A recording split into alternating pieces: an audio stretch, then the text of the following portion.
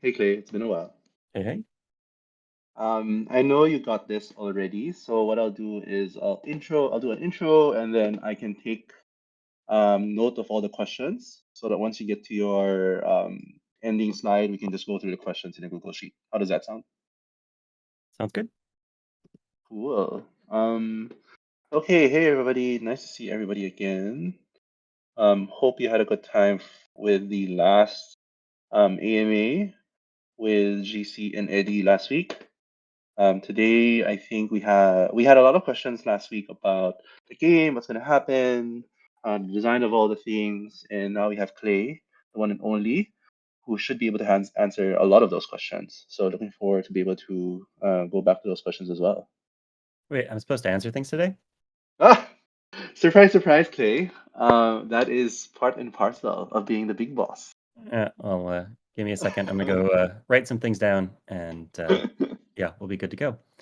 Okay, you have Um, a minute to do it. yeah. Well, yeah, we'll just give people another minute to slide in, and yeah, we've got a good amount to cover today. Sounds good. So I will take notes. Sorry, let me just open up the sheet and cool. Okay, awesome. And then I will take notes here with my trusty Google Sheets. Questions. Okay, let's give people another minute, Mhm. then we can be good to go. While I'm doing that, let me set up my two screener so that I can take notes and pay attention.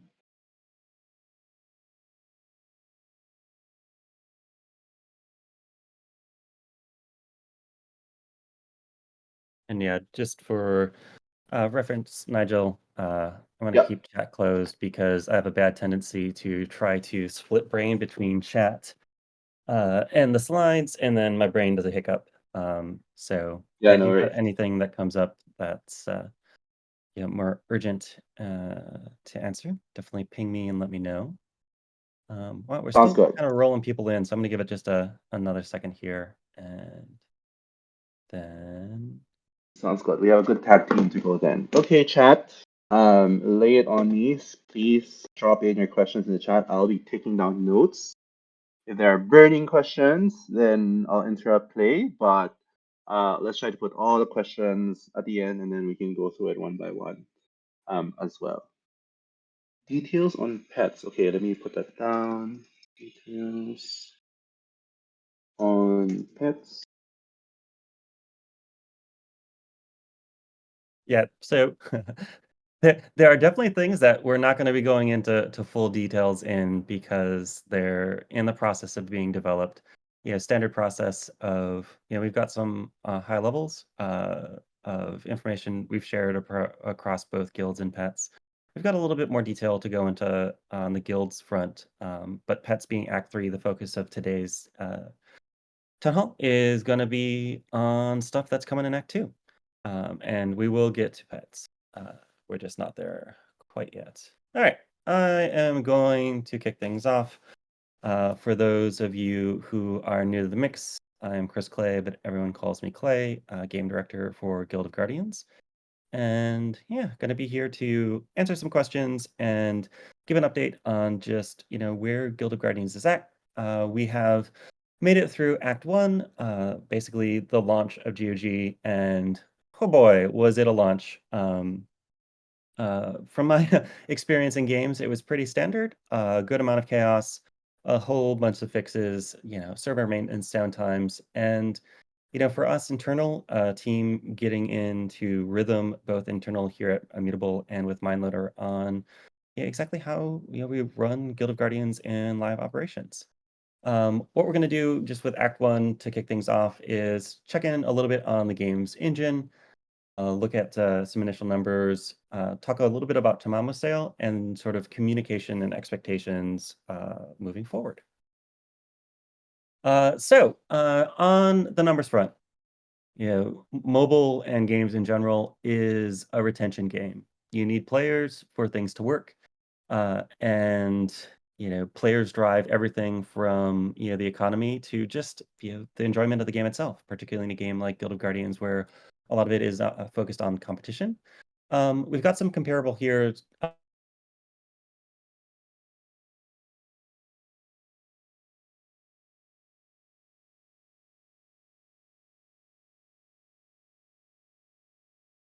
Up to day 30 all matter.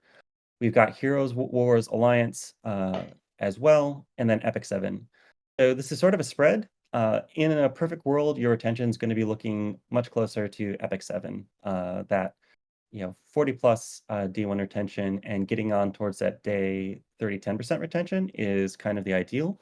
But I wanted to set a standard too of like these are games that I'm sure you have seen ads for if you have done anything on any social media platform, from Instagram to Reddit.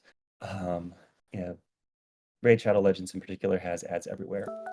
Um, right now, we're kind of sitting in between Hero Wars and Raid Shadow Legends, and it's a good place to be.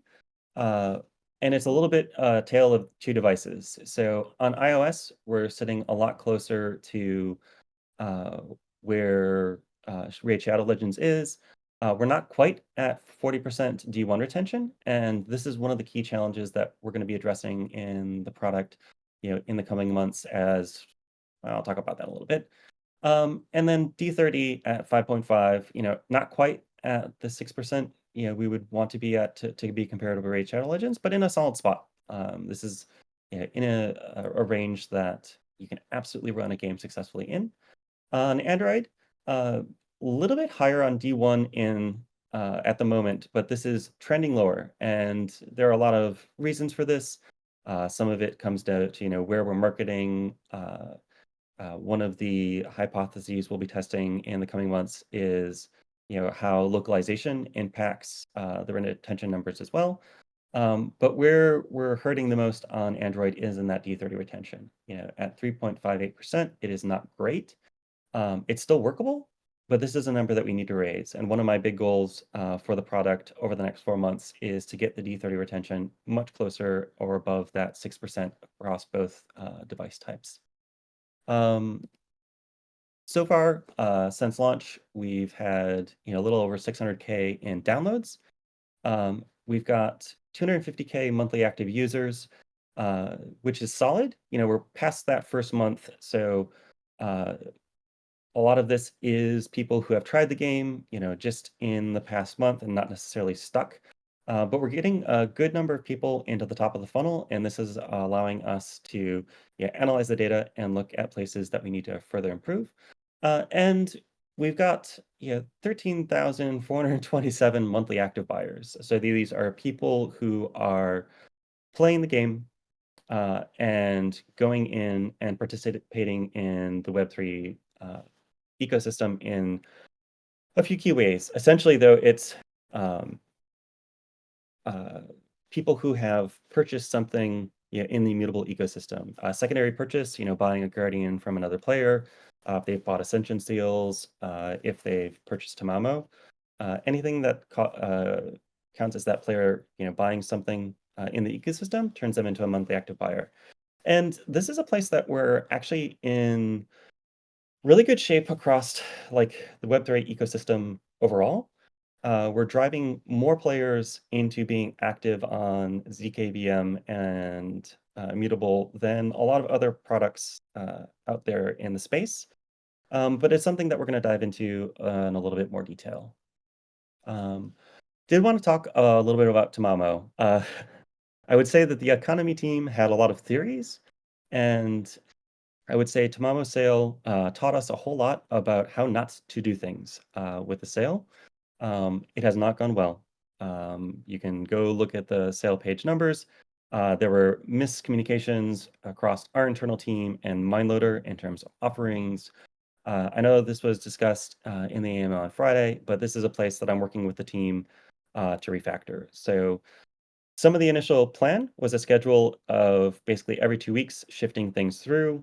On the Web3 side of things, we're going to be putting a pause as we take time to step back, look at what went right, which there isn't a ton, except systems working, what went wrong, and what we need to do effectively to meet player needs, because that is how sales work. What are the things in the system that are meeting the needs of the players? Tamamo obviously didn't.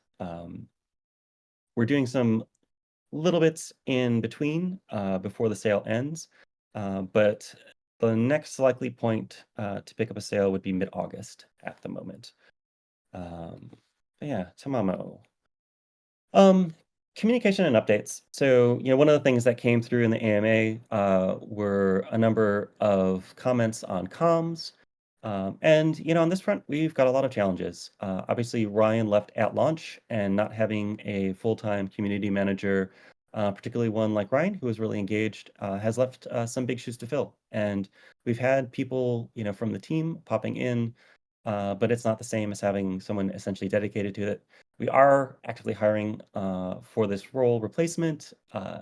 Finding somebody who's going to fit the bill is challenging because community is a hot spot in the market right now. Like everyone realizes the importance of it, but we'll keep you posted on that front. I think, in my understanding of how launch went, being on site at MindLoader, being in Discord, seeing issues, addressing them quickly. Like we were able to address a number of issues across the product remarkably fast. However, we went for speed rather than clear comms. And this is a place that we're really going to be shifting in the coming weeks. This is some of why last week's deployment of new features was delayed to this week, so we could get clearer patch notes across. We're getting that process ironed out with MindLoader. So essentially, Monday, we did a second playtest of the build, went through all the patch notes, and confirmed that each of the fixes was working as intended. Went through, improved the English on all of the patch notes, and we should be improving on that front as well. What this means too is we're aiming for a weekly cadence of updates. So essentially on Wednesdays, when we're in between the events in their various seasons, during that downtime, that weekly maintenance, we'll be doing basically a bulk of updates from new features to fixes to modifications and changes. And what we're really trying to make sure is that for those patch notes, if a change is happening, it is documented so players are across everything that's changing in the game. Um, this will also avoid confusion around things like exclusive equipment coming out of the store.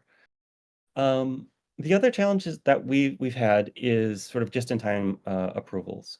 So there are things that we want to do, let's say for leaderboards, for the monthly leaderboards, and we've got the plan in place. We want to communicate it, but there are multiple steps in the chain, and one of those key steps is working with the foundation to get approvals for GOG distributions for rewards. The place that I'm working with the foundation on is essentially pre-approving uh, months in advance at this point. They have been uh, much more isolated in the scope of what they're approving us for. We're trying to get this sorted so that we can have a much clearer roadmap of what's coming down the line. The fact that we were announcing rewards after the start of the season is not acceptable, and something I'm going to work really hard with the team to make sure that we don't run into again. Um, I think too, when it comes to the comms front, you sort of pre-launch versus launch workloads. Like pre-launch is obviously an intense period of time. You're developing all of these systems, but post-launch is even more intense. And this is one of those things that with live operation games, it takes people time to settle into. And this is the first live operation games for a number of people on the team. And we've been working with them and MindLoader to get into this cadence. And it has strained comms. Essentially, we've got a marketing team that pre-launch, a lot of their focus was in inwards on the community. Now we're focusing a lot of that attention outwards to bring players in through the funnel. And finding that right balance, particularly with Ryan out, has been difficult. Um, where we're going, so yeah, slowing down the changes, essentially making sure that we've got those clear notes and processes. Obviously, emergency maintenance may still happen. A lot of the information around emergency maintenance will be still going through the in-app communication. We will try to have announcements across, but the focus is going to be on the app for comms there. The other thing that we're looking for is things like with Town Hall. A lot of it is, do you know what's coming down the line? So it's something that we've had in the past for other games I've worked on, but getting regular cadence and calendar set up for things like Town Hall. So it's something that people know is coming rather than it having being an open question like with this one. Cool. Well, that's a little bit of a rundown on Act 1. Now we're going into Act 2. So what are we going to talk about on there? So we're going to talk a little bit about tomorrow's release, NFT avatar integration, guild power trees, and guild quests. And then I'm going to dive into a chunk of what's in development. So special events, guild boss, guild crafting and artifacts, some quality of life improvements, and just a brief touch on localization. When it comes to like guild boss and guild crafting and artifacts, we are not at the point yet where we're going to release an article detailing all of these. We're still working through some of the design challenges. I am going to talk a little bit on the artifacts front, a key challenge we're having across just where we're at with marketplaces, ZKVM, and legal on the artifact sale front. And this will be a part where I'll pause and chat a bit with the community on what's going on there to see if we're heading in a direction that people think will work. Um, so yeah, guild power trees. This has been on the docket for a while, but this is getting additional guild utility. The system is pretty straightforward. Essentially, there is a pair of trees that provide general guild utility and then a bit of guardian power. Um, the tree unlocks through guild level. So to get to the top of the tree, you need to level your guild more. Obviously, mythic guilds have an advantage here. They can have more people donating to level up the guild faster. As players donate, you unlock currency to also level up each individual node on the tree. Um, for the guild power tree for basically general utility, we've got guild donation reward increases, time spent on guild quest reductions, guild quest reward increases, guild shop price decreases, crafting energy regen increases, inventory energy increases, and guardian XP gain increases in that tree. For the guild, basically power trees, for in like guardian power, we've got increases to guardian attack, defense, and HP. Trees for imperial keepers and redeemers that increase guardian HP, def, and attack. And then at the very end, favor of Elderym, basically adventure energy limit increases, which will increase the cap of adventure energy that people in the guild can have. I would caution that these are subject to change on balance. It's going to be something that we're going to look closely at in terms of how guilds are changing them. We're not going to change these, without talking through with the community what's going on. But it's a first crack at it. I think Monoliter has done a good job of setting out the tree. And I would say that these are where it starts. These are something that we can extend beyond, but a good first crack. Guild quests. So this is essentially a dispatch system. So each quest has up to 6 different tiers of difficulty. The higher tiers have higher requirements on your guardians and then higher corresponding rewards of primarily guild tokens. The rewards out of the system are something that I think we're going to experiment with in the weeks and months to come. Essentially with the system, each quest has a set of needs, so number of epic guardians in this case, along as a domain for each of those epic guardians to be able to dispatch onto the quest. They've got the guild token rewards, and then a bonus reward depending on the star level of the guardians. Radiant guardians increase the reward as well, and with additional systems coming in, one of the things we're going to keep an eye on is just overall engagement time in the app. So it is set up. If you've got a strong collection of guardians, you can essentially hit auto dispatch and they will go off and go on their quests. This does not take your guardians out of sort of rotation. You can still use them. Wait, I didn't test that. I didn't make sure that that's true. That if they're auto dispatched, they can still be used in regular dungeon play. I'm like 99% sure, but I will double check that. Um, Upcoming next week, we're going to have our first special event. I know a little bit about this has been shared. Essentially, the restriction on this is it's for rare guardians.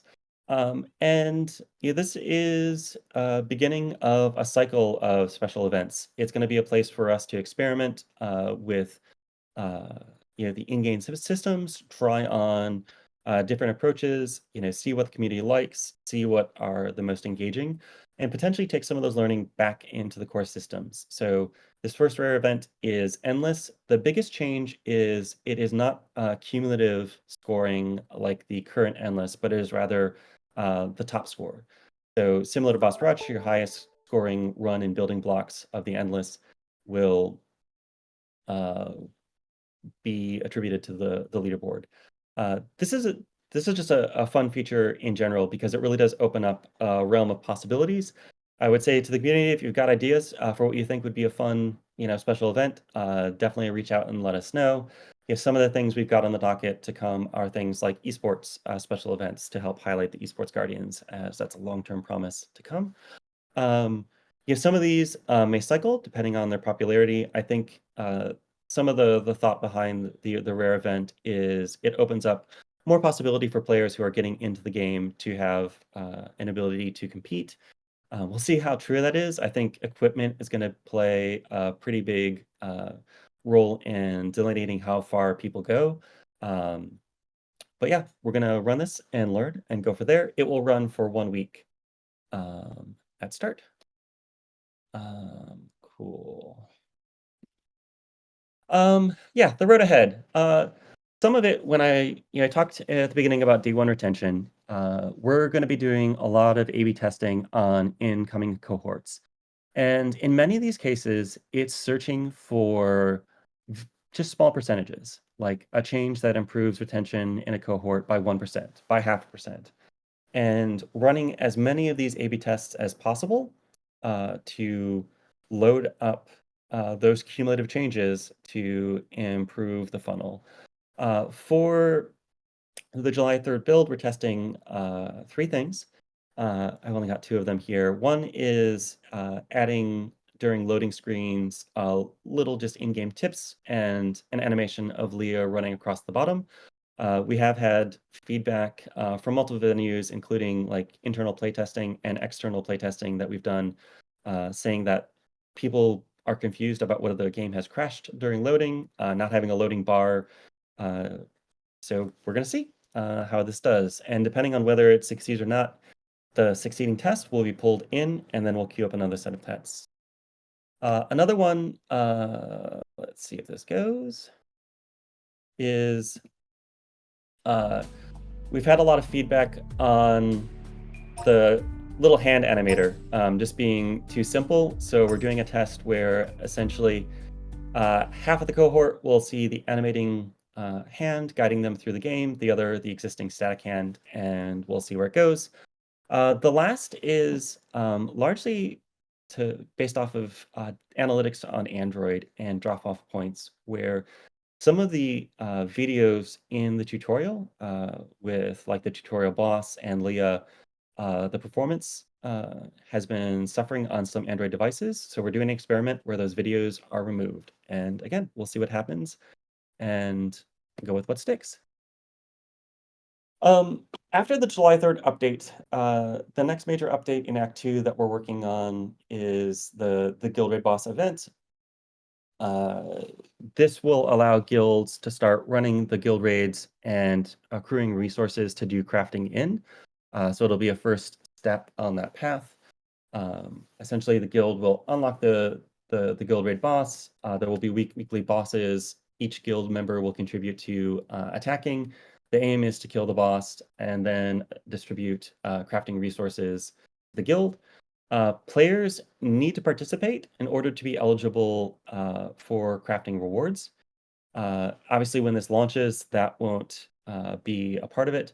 Um, and because we don't have crafting just yet, but that's sort of the order. Like, if you've got people who are just idling in the guild, if they haven't contributed to the creation of artifacts, they wouldn't be labeled as a creator on that artifact. Um, and an internal guild leaderboard to basically see who is contributing the most. We'll get a full, write-up on this as we get more of the development and action with MindLoader and screens start coming online, so we can walk you all through that. We're just not quite there yet to share. And then after that, it's going to be coming to guild crafting and artifacts. This is largely exactly along the lines that we've shared in the past.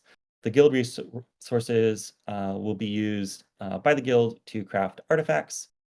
These artifacts will be NFTs that players can equip to their guardians to enhance their stats, similar in some ways to exclusive equipment, with the added bonus of enhancing leaderboard rewards.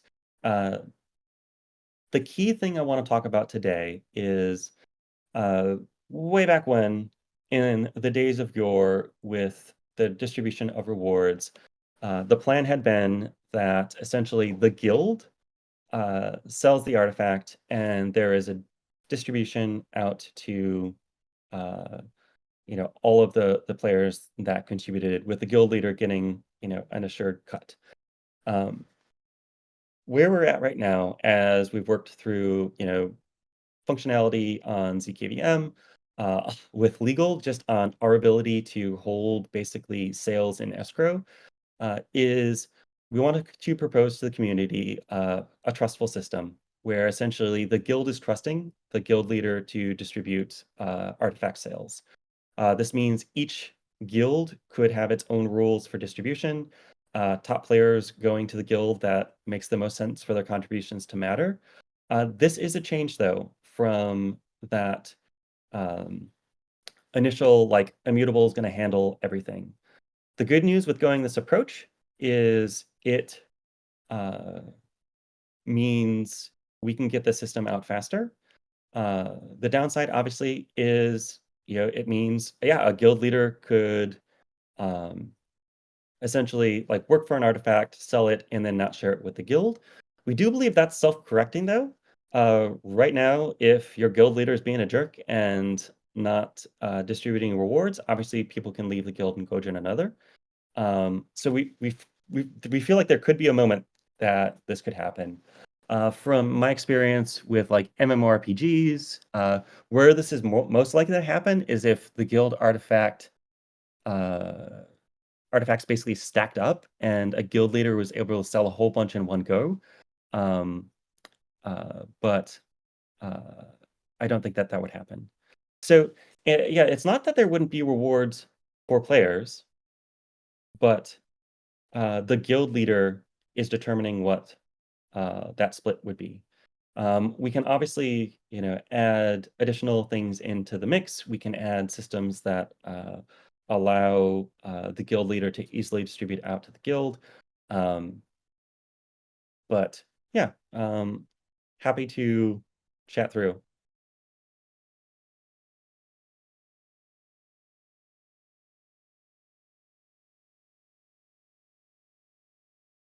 Cool. Do you want to go through the questions now, Clay, or are there No, more I'm not slides done. that you I'm want to more go? just like looking at general feedback, and like this isn't something we have to solve today. It's something that Hmm.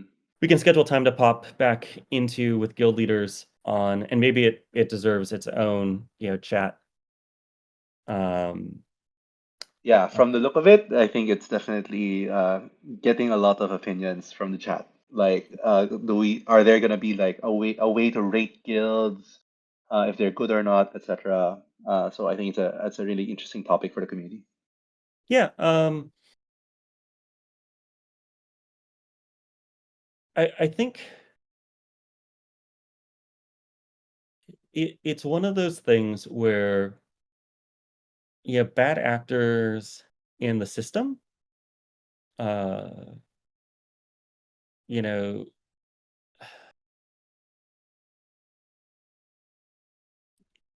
Yeah, it's complicated.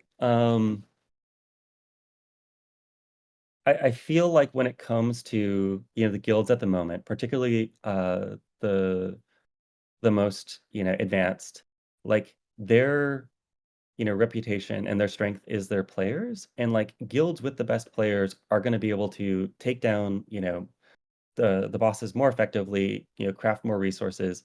So there is, like, a inherent incentive. I think the other side on the transparency front, like, it's blockchain, so it's not like any of this could be hidden. Some of it will depend on, the sale of the artifact. I guess the thing I should make clear too is, in the metadata on the artifact, once the artifact is sold, any sort of like secondary residuals that get split out will be based on the metadata. So that's automated. That's something that we can do more easily through a contract when it comes to like that royalty split on future sales. It's just that initial sale that's really the problem from a technical standpoint. And I think, like, as Mythic is pointing out, like, there could be guilds that's like, hey, just for being a member of the guild, like, everyone gets an equal cut. That could be it. Or it could be, guild leader gets full share, vice layer, leader gets double share, new players, like, based on their rankings, get quarter share. There's a whole bunch of systems that I could see evolving from this, and I do see it as something that could be a major differentiator, just in how the guilds work. Some guilds may not wanna sell them at all. Instead, keep them within the guild itself. There's a lot of possibility space.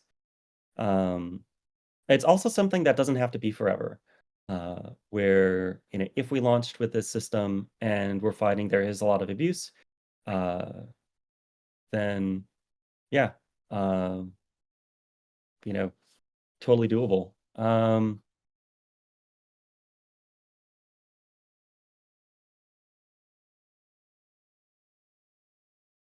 I would say on the chat front, I don't have a timeline on it right now, but I'm having Milo look at it again. What it would take to get guild chat in. Still a little bit hesitant for global chat. Every game that I've been in with global chat on mobile is a dumpster fire, but it's a possibility.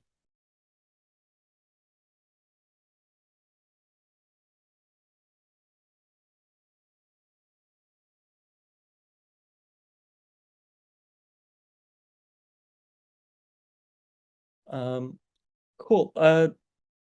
Yeah. I'm getting the general vibe. I'm gonna bring come back to this topic. It's not finally decided yet, but I think the important thing is I'm not seeing any like this couldn't possibly work, and it does open up some interesting possibilities as well.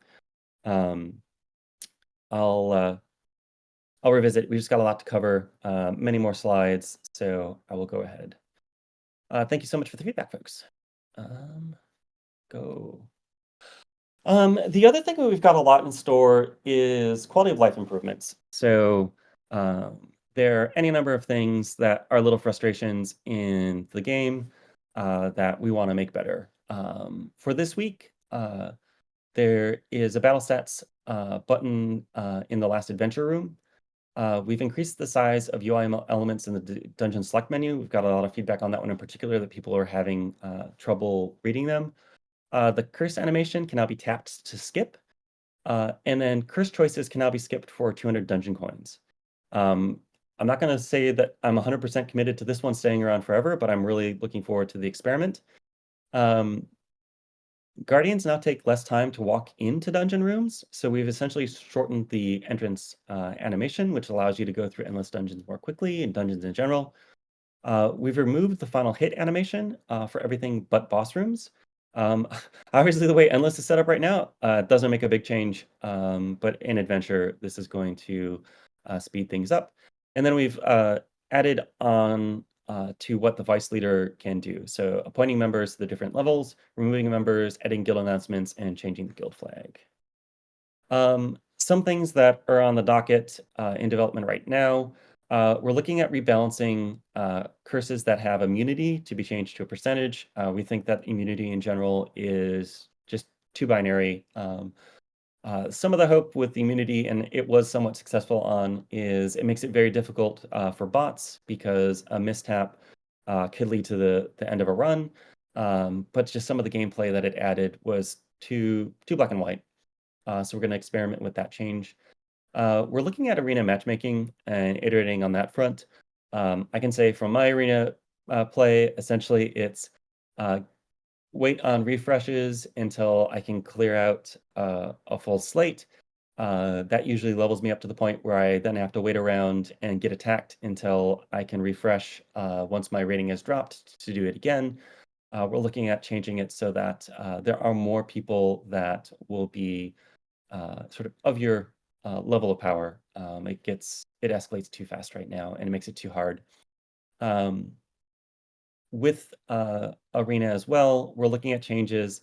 I did not know this, and I guess a little bit of like information right now is if you really stare at the smoky portraits, you can kind of make out the Guardian behind it. I thought they were just a generic icon. I didn't realize they were actually obscuring the icon itself.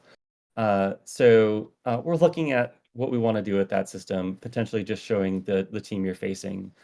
Um, UX improvements across forward fusing scrolling and combat stats, just looking at improving UX across the board.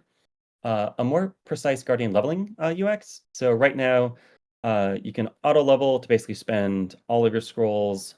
You can tap to add a scroll at a time or tap and hold to like rapidly add scrolls.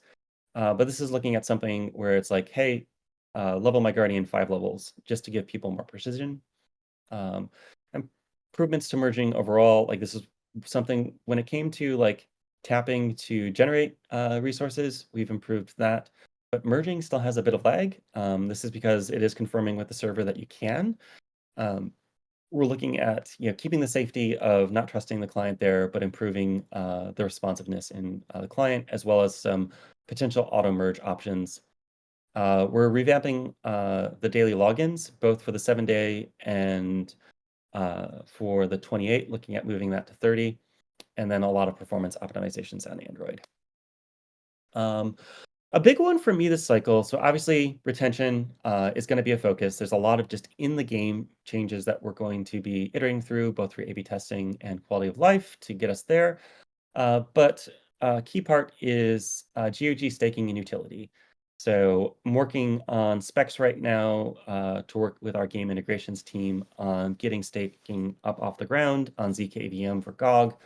And at its core, this is the white paper. You stake your GOG, the 20%, sorry.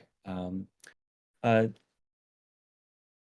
little human moment in the mix. One of the reasons town halls have been a little bit delayed is I had a rather severe case of COVID, and as many of you know, I've got a pretty encyclopedic knowledge of all things GOG, GU, and immutable, but I have some of the memory delinking, and not everything is recalling as perfectly as usual. I just hit one of those 20% rev share like on GOG. Um, Staking will enable that. But one of the things that I want to add into the system is utility for staking to expand it beyond just that sort of monetary component.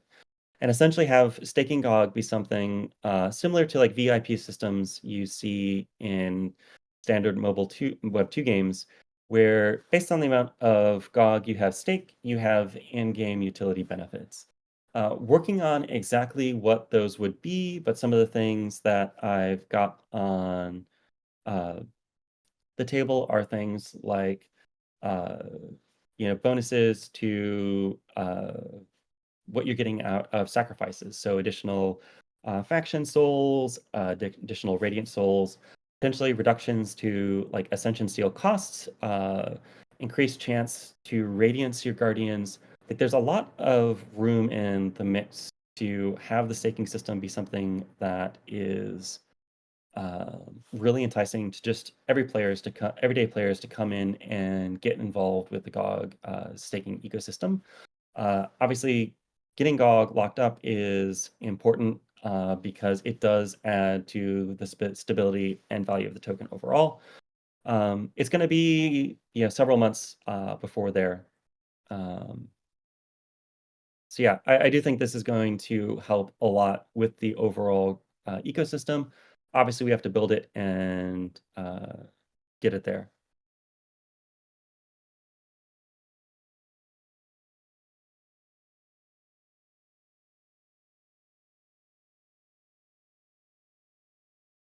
So I think some of it, like Mythic Chef, in terms of like paying with GOG, like uh, it's harder than it should be because you've got to swap things.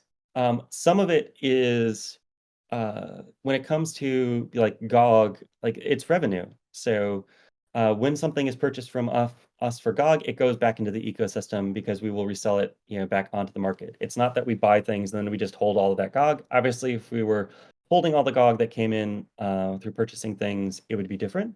But there's no net change when it comes to purchasing things with GOG in terms of the flow of the token. Um, I wish it was different, but that's the way it is. Cool, cool. Um, As for the questions, Clay, are you in the spreadsheet? uh, I have a bunch of things from the spreadsheet already typed out, so we'll go through those and then take questions sort of at the end Okay, from things you've cool. gathered for chat.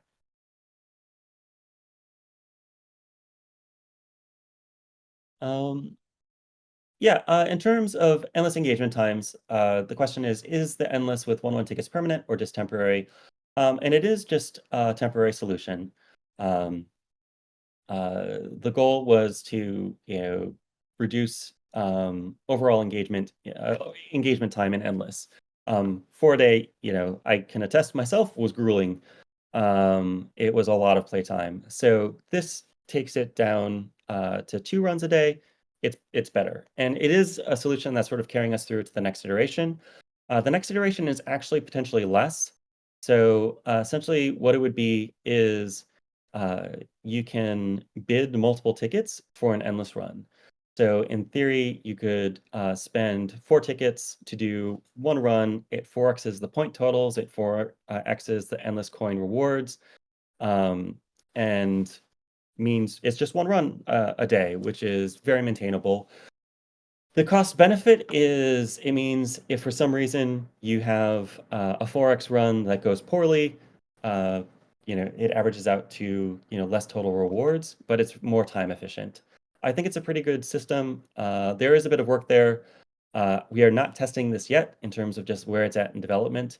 And like one of the key challenges is with the ticketing system, we now need you to be able to get up to 4x tickets without being able to carry them over, because then you can have 4x tickets, carry them over into the next week potentially and get a head start. It's a solvable problem, but it's one of the things that we need to get through. Um, I think it's going to be a good change. We'll see how that rolls and go from there. Endless coins. Why can I earn more grinding novice? So this is not intended. Um, we made a change to the endless token system to increase endless coins from the higher difficulties, but it didn't make up the gap. Some of that is players could get further into novice than was initially intended. So people were diving more deeply, which let them get above. For the July 3rd update, we're refining this further. So endless coin earning for novice is decreasing, and all the other tiers is further increasing. Essentially, where I want it to be, and we're going to have to look at the data after this next run, is yeah, like Novus was supposed to basically kick you out after 50. Um, that was the design we had worked out with Mind Loaders. The fact that you were able to get that deep was completely unintended. Um, the goal here, though, is you basically want to get to the next tier, so you can unlock higher endless coin rewards. Um, Web2 Guilds. Why are you intending to create Web2 Guilds? Just increase the utility of Web3 guilds and push players to Web3. I think this is generally a misconception that you can force players into Web3. Um, there are plenty of games out there testing that theory right now. I, I think Web2 guilds are a tool in our overall autonomy toolkit to basically take players through. If you've got a Web2 guild that gets people started on the path, but then you have to go, purchase an Adventurers Guild to really effectively participate in the Web3 ecosystem. Um, it guides players along the journey, gets a group of people together who perhaps want to work together to go buy a guild token to advance. Um, it's not something that, is releasing anytime soon. I think we've got, enough guilds at the moment to, handle our current player base. So there's not a strong need for this other than that sort of guiding path.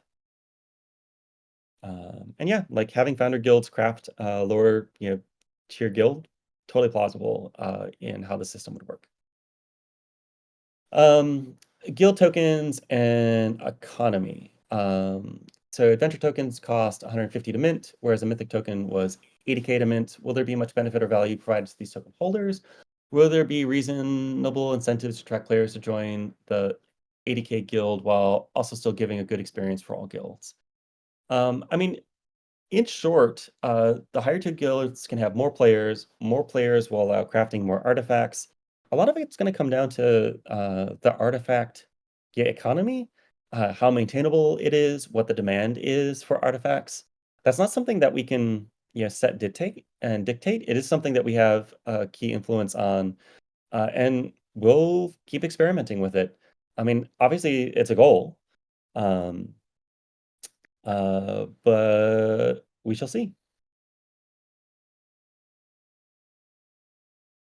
Theory crafting. This was a really interesting one for me. Can we get a test mode in game to do friendly PvP matches with guild members and friends? This would also be a nice way to be able to test and theory craft our heroes, which is a big part of games like this. This is certainly plausible, and I love what it does to the ecosystem. Doing it right to basically have, validated outputs, is a bit of work. Um, but I like what this does. This opens up, yeah, the ability for having tournaments where, players can run them. I think it would be really, really, really, really good for GOG. This is not on the roadmap yet. This is essentially Clay saying, I really like this and what it does. Um, so uh, we'll take it from there. Essentially, TLDR, I've got to turn this into what we call a PRD, a design that then I take through to MindLoader. It's something that wouldn't necessarily replace existing roadmap items. A lot of those are promises that we have to get to, but it's something I really would like to do. And MindLoader is really fast at some things. Who knows? This might be one of them. Squad switching. Are you going to implement a system so that we don't always have to switch to different guardians, resetting them, level and gear, and other ones for doing different game modes, especially in arena where you get punished when switching, it feels bad. Can confirm the feels bad when switching in arena. Um, Guardian leveling is an area we're analyzing the data and feedback from players on. We're kind of in the inverse of where we were during regional test launch, where commander level was the gate.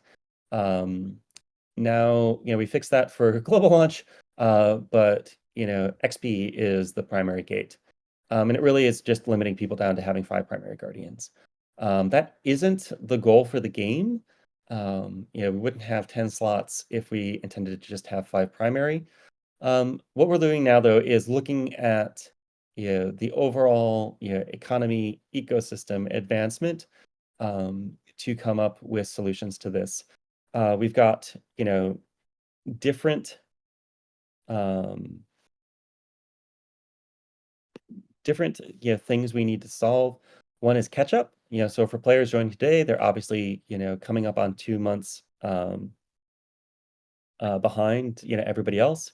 How do we give them a path to compete at the top? For people who are playing now, what do we need to do to unstick some of the key, like I would say, grind points? Right now people are getting stuck in World 3, myself included. I'm trying to put I'm trying the dolphin path right now just to see how that plays out while we've got other people playing the whale path. And yeah, right now I feel like World 3 really is a sticking point. We're looking at all of this. We'll have more information on what is actually going to come out of this, but it's something that we're well aware of and working on. Energy booster. Any plans on improving the energy booster? Um, this was not quite so kindly worded, so I shortened it. But when it comes to leaderboard tickets, we need to ensure that the energy booster doesn't provide an unfair advantage. So this is why, like, if the energy booster provides it for free, you can still purchase it with rubies. I think in general with rubies, we're finding that players have a fairly large store of these. They, yeah, the cycle we had expected was more people summoning guardians with rubies, ascending them, sacrificing them for faction souls and otherwise. But what we're seeing is, people holding on to a good store of rubies. So this advantage isn't providing the advantage we expected. Um, when it comes to crafting energy, adventure energy regen and caps, it's certainly something we're open to experimenting with. In this next update, the crafting cap from the energy token goes to plus 14, which brings you to 99 crafting energy. This was a change to make it easier to just use three of the potions in a go. Um, Adjusting this down the line, absolutely plausible. If people have suggestions on this front that they think would fit in well to the energy token, absolutely happy to take feedback on that. Um, I did see Teo's like I'm happy with my energy token as well. One of the things we're looking at and talking with um, the Apple folks on is, where where links out keep us out of breach. What information can we have that pushes people, to discover more of the Web3 aspects while making sure the apps stay on the stores? Uh, it's a back and forth. But yeah, like linking out to things like the energy token, getting one of the things that the Immutable team is working on, in-game marketplaces will make it easier to discover. There's a lot of challenges on mobile to sort all of those out, but it's things that we're working on. Uh, retread of guild tags. Can we get guild tags implemented? The biggest challenge here is just character limits. So in terms of spacing, text spacing is always at a premium. To have guild tags be meaningful, we would almost certainly, where names are listed, end up with dot dot dots. Names would be foreshortened. One of the thoughts I had on this front is, would guild emblems on leaderboards, you know, hit the scratch the itch? If so, totally plausible. Something I would talk with the MindLeader team on.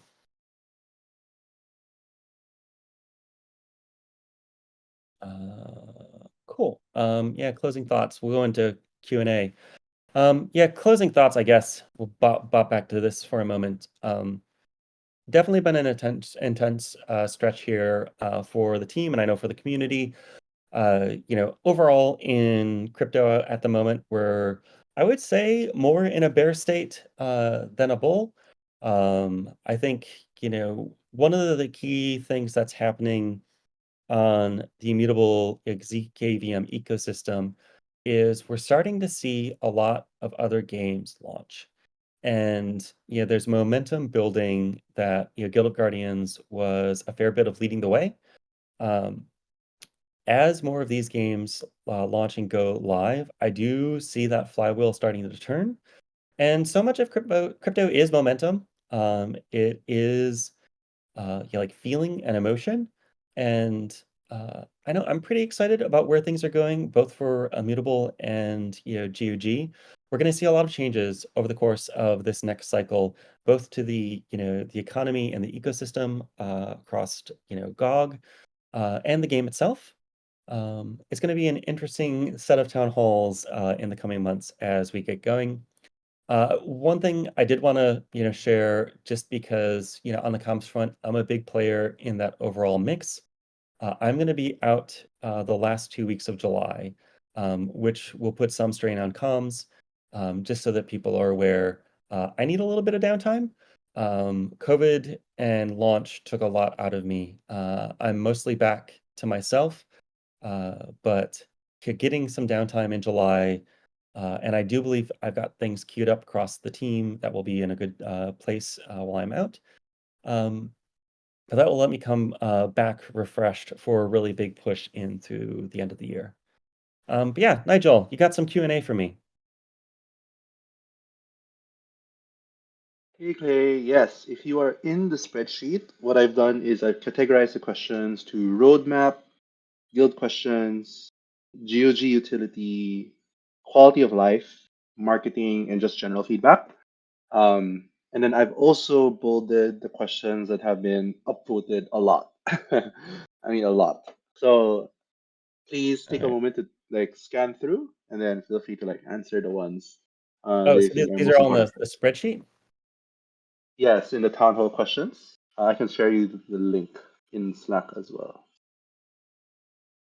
Yeah, Give me one second. I've got it. You got it? Okay. What tab? The town hall. It's at the very Gotcha. end. Yeah, so I'm gonna go through these. Some of these are quick hits. So details on pets, like coming, they'll be in a future town hall. Yeah, future town hall. The next town hall, I'll probably be able to go into more details on where the design and everything is at.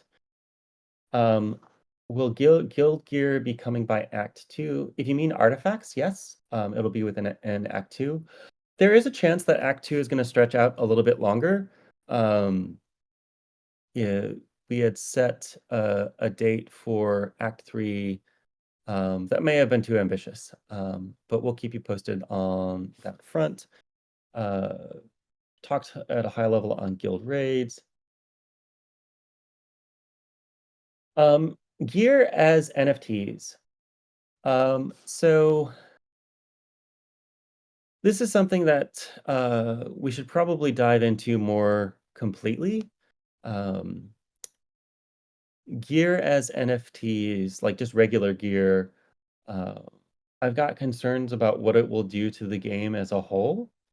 Uh, I think as I've seen the overall economy churn, like adding more NFTs into the mix, I think is definitely plausible. But it is something that I would want to do quite carefully. I really don't think it's necessarily helpful for, like right now there are no restrictions on gear.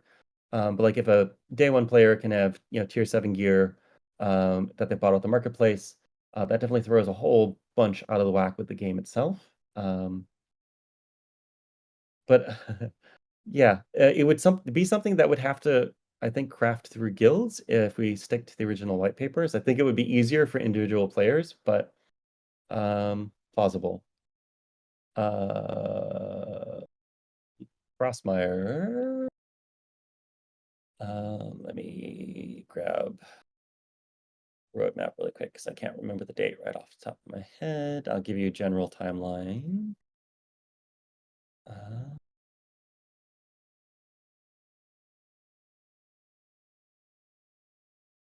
so right now we've got Frostmire slated for the end of September at the moment, but that is open to change. Um,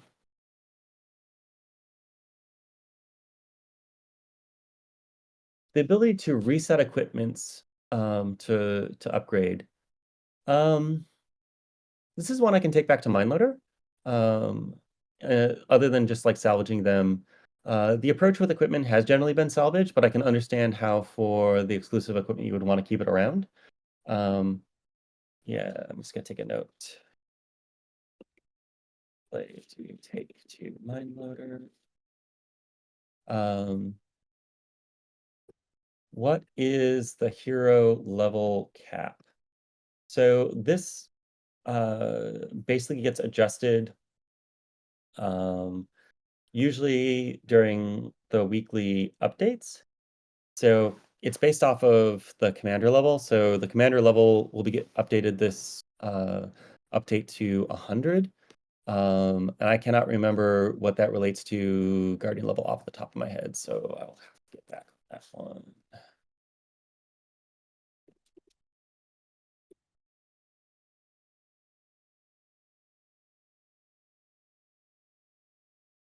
Is Karkuk getting a nerf on his immunity? I haven't seen that come through as a suggested change on my plate. Um, yeah, anytime we're making a change of that level to a guardian, it's tough. With relation to, like, immunity versus percentages, I think generally my lean is towards percentages rather than flat out immunity, but there's no plans that like, not in this July 3rd update at least. Down the road, could it happen? Potentially. Um, with any of the Founders Guardians, though, really careful with, adjustments on that front. Um, uh May I ask why you do structure the leaderboard rewards in a way whereby the top rank gets almost the same as rank 20? I mean, some of it is, yeah, the top 20 ranks are all putting in a ton of effort. Um, yeah, the difference, between them, uh, in terms of what they put in is pretty close. Scores are pretty close. What I would say though on leaderboard rewards is this is something that we're going to continually experiment on. Some of what we look at, with the leaderboard rewards is, how they flow. Um, you know, with this current season, we had gone deeper. Some of that is looking to get players, into the overall ecosystem. If we get GOG in players' hands, particularly some of the amounts that players further down the leaderboard are getting, like it makes sense for them to potentially go, buy something off the marketplace with them. You get them started to buy ascension seals. We're gonna have to see how that goes. One of the things I'm talking with the economy team on for the next season of leaderboards is being more top heavy, and again, running that experiment and see what it does. Um, so I would say there isn't going to be a set, leaderboard that you can count on. This is something that we're going to change month to month and try and hone in on the best approach. Can we reset guild power skills? Not at the moment.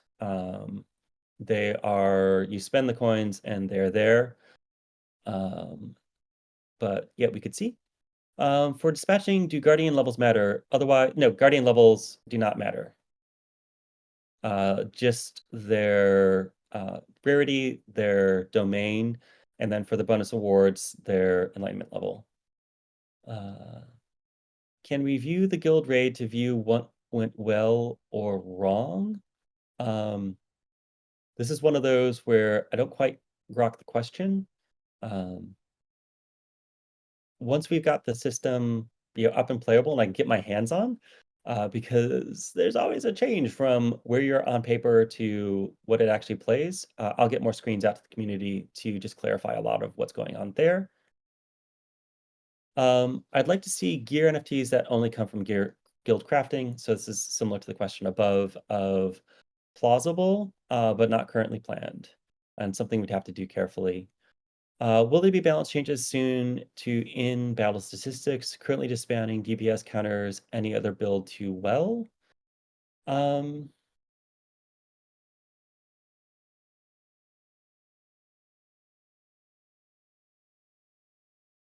hmm. I'm not sure I completely agree with this. Obviously, at the end of the day, if things are dead, they can't kill you back. When it comes to balance, we're working with Superpower on both individual Guardian balance, rune balance, equipment balance. So I would expect changes on this front, um, but nothing for July 3rd. Will crafting solely use the GOG token? So this remains uh, a challenge just with like the app itself. So guild crafting will happen within the app, which means that we can't consume your GOG token directly. If there is consumption, it would likely be in the form of something like Ascension Seals, where we're having to use a proxy. Um, so, assuming like you have to, similar to Ascension Seals, something you could buy with GOG and carry across. I did see, a number of questions of like, why why parity with Web 2? Like, why don't we make some things that you can only buy via Web 3? And a lot of it does come to, just App Store compliance. Um, the app stores are generally okay if there are things that players can go buy in the Web 3 space, as long as there are Web 2 paths for that. If we start shutting down the ability to buy things in Web 2, it just increases the chance that we get delisted. And the app stores are quite important to GOG overall. Um, Imagine if you could reroll modifiers and stats on gear with GOG. Huge utility. That's an interesting thought. Again, like the biggest challenge there is in app. Obviously, if you've got gear that is NFTs, that opens up possibilities of having like an external blacksmith or running equipment through the altar to reroll it and things like that. Um, no promises on this front, but an interesting thought. Please allow a backpack where we can use currency to expand the size to put crafting materials for space. I'll leave this as a suggestion for MindLoader. You potentially increasing the backpack size through Ruby purchases or something. All right, where are we at for time? I just need to look at my calendar really quick.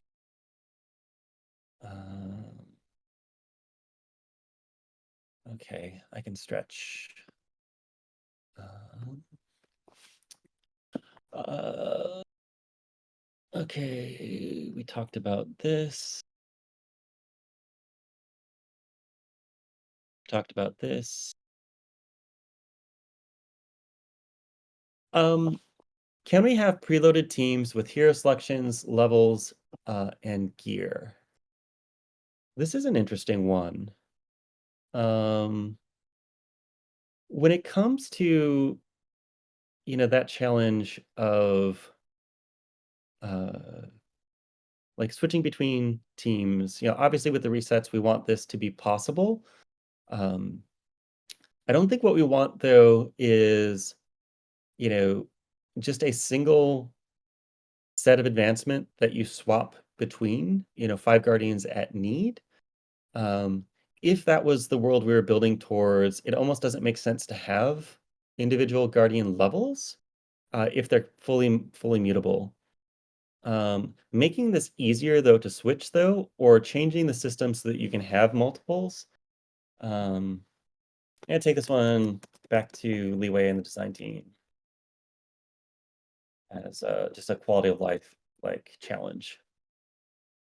Auto combine merge on the crafting mechanics. So obviously this happens if you've got a board full of stuff. If you craft an NFT, it will automatically merge to, or not craft NFT, craft a piece of gear. It'll automatically merge them into the stuff you need. Using a similar systems to sort of clear the board when you want to save things up. Definitely plausible. It's something that the team is working at. Some of the difficulty around here comes with when you want to lock things. Um, and yeah, just the number of inputs we have. Yeah, being able to split things means if you auto merge up, splitting back down. I'll take a note. Split back down. Just merge it all. But yeah, it's definitely on the radar as a quality life improvement. Yeah, when I talked about like quality of life improvements across UX, like one of the biggest ones for me is that little scroll bar when you're trying to open up, like 30 boxes of souls, whatever it is. It's really, really annoying. And something that needs to be easier. Loadouts again. Remove treasure rooms. Probably not. But on the quality of life front, we are looking at things like pop into the treasure room, it automatically opens up, and you move through. Would we remove them? Maybe. I don't think so, though. But definitely. Eh, actually, it is an interesting point, like utility.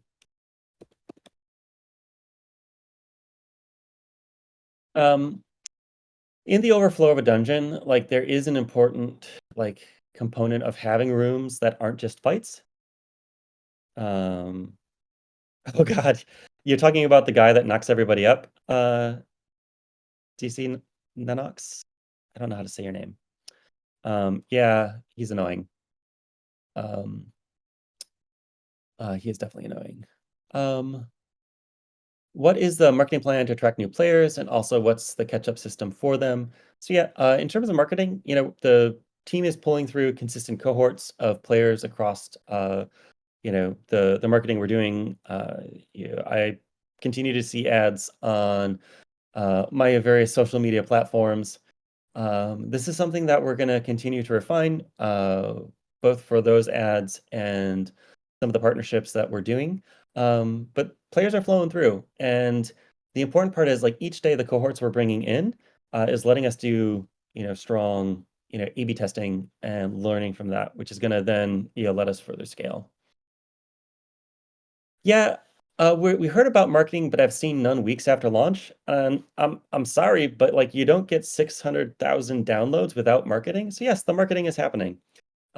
It's moving through well. Like, can we scale this further? Absolutely. But some of it is like we want to further improve the game and get things through before we go absolutely ham.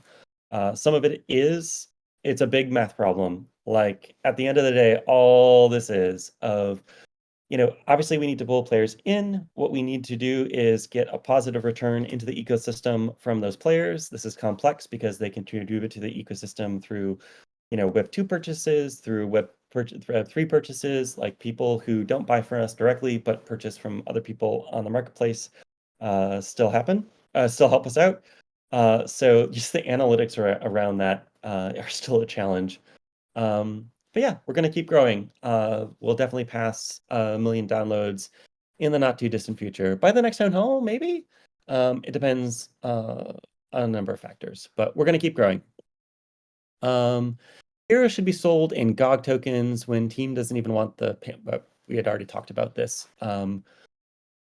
That yeah, it's a wash.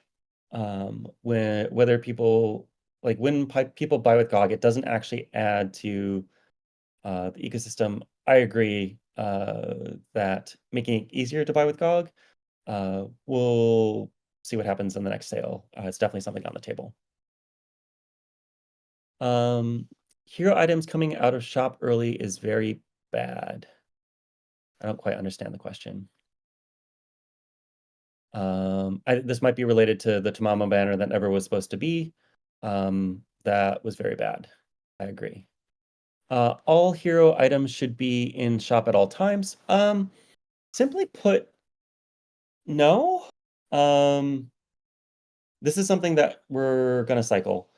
Um, is it a potential solution to have all hero items available in the shop at all time?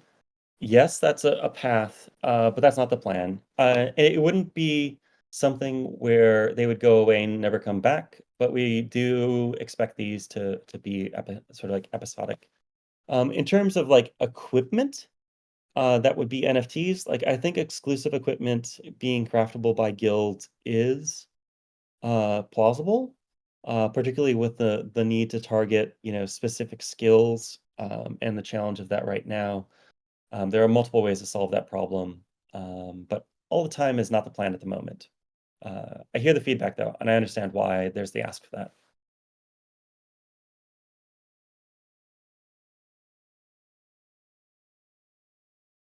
Changing any in-battle mechanics should require notes. Not so important for quality of light menu and UI stuff, which they talk about too much relative.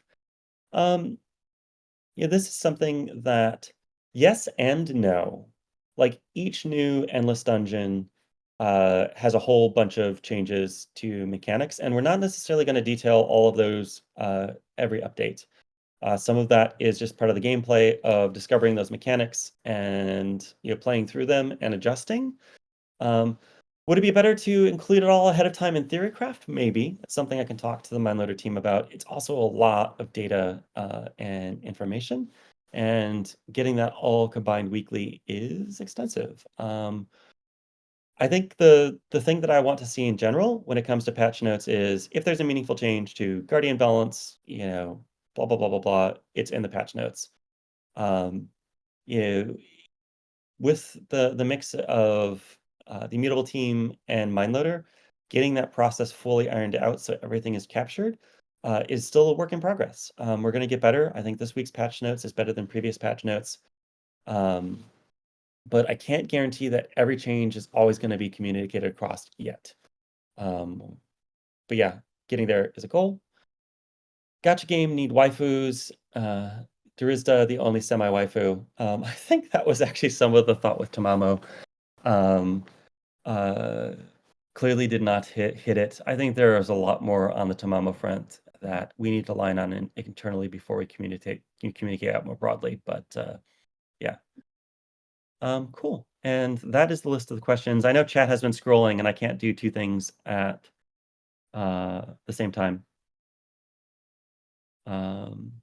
Yeah, there were a Yeah, lot of questions. Sorry, guys. Like, I tried to keep up. It's just a lot. But hope this was super helpful. If you have more questions, I'm sure this isn't the last town hall we'll have. And if there are really, really burning questions, then like send them to me and I'll try to get it here. But I think we did a pretty good job having all the questions in the spreadsheet. yeah, and Um, yeah, yeah. thank you everybody for showing up. I know the town halls are a bunch of time, not just me, for everybody else. Really appreciate it. And yeah, we will see you again soon. Yeah, I think, Nigel, if people have AMA questions that I did not get to because they were coming through live, definitely drop them in the AMA channel on Discord and we can start building out for the next one. And with that, Yep. I am going to sign off. Thank you so much, everybody, and we will catch you Thanks, soon. Clay. Thanks, everybody. And yeah, Romax, that the automers question was answered. The question, it was basically going to be looked into.